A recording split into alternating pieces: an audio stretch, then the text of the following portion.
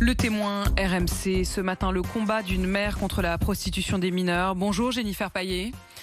Soyez la bienvenue ce matin sur RMC. Vous êtes la maman d'Assia qui est et vous êtes aussi la présidente de l'association Nos Ados Oubliés. On va raconter aussi votre histoire et l'histoire de votre fille. Mais d'abord, vous allez rencontrer Adrien Taquet tout à l'heure, qui est le secrétaire d'État en charge de l'enfance. Vous avez dénoncé encore et encore le manque de volonté pour lutter contre la prostitution des mineurs. Qu'est-ce que vous allez lui dire? Qu'est-ce qu'il peut faire? Tout d'abord, je pense qu'ils sont pleinement conscients de la situation, sauf qu'il manque peut-être de moyens au niveau des brigades de police, au niveau des lieux d'accueil, que l'ASE n'est pas réellement compétent face à ce phénomène. La prostitution d'aujourd'hui, c'est pas du tout la prostitution qu'on connaît d'il y a quelques années. Tout le monde est un peu perdu. Après, j'ai lu le rapport d'études qui a été adressé à Monsieur Taquet, justement, par le groupe des droits de l'enfant et de la protection des mineurs. Et je pense qu'ils ont vraiment envie de faire changer les choses et qu'ils sont très impliqués. Mais est-ce qu'ils ont vraiment les moyens ou est-ce qu'on leur laisse la possibilité de mettre en œuvre tout ce qu'ils pensent? Je sais pas. Et ça passe aussi par le combat des parents. Vous-même, vous vous êtes démenés pour retrouver et sortir de l'enfer votre fille. Elle avait 14 ans quand elle est tombée sous l'emprise d'un proxénète. Est-ce que vous pouvez nous raconter ce qui s'est passé et comment vous avez réussi à la sortir de là? En tant que parent, on est très très mal informés parce que moi je me suis retrouvée face aux mises en danger de ma fille, à une situation où j'avais beau pousser les portes du commissariat, de département en département.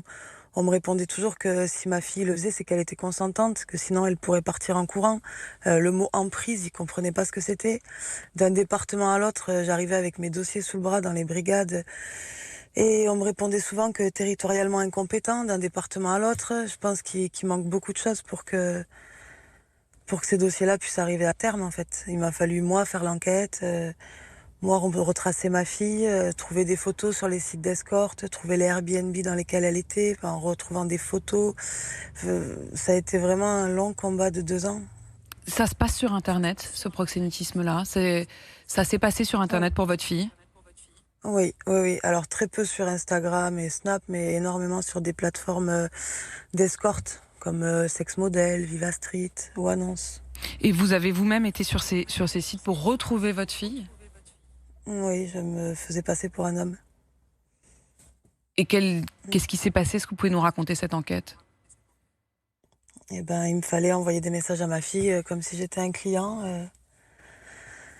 Je recevais des messages avec des propositions de passe, avec des détails dégoûtants, franchement dégoûtants, des tarifs, des pratiques.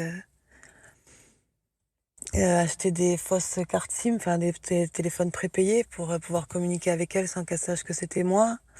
Arriver à savoir dans les lieux ou les départements où elle était. De là, franchement, ça a été un long combat bien dégueulasse. Vous dites, Jennifer, que votre fille, elle s'est retrouvée victime d'un proxénète. Vous parlez du mot emprise. Comment est-ce que ça a basculé? Est-ce que vous savez le moment où ça a basculé? Au début, elle l'a rencontré, elle avait 14 ans. C'était son petit copain, on va dire. Il lui a pris sa virginité.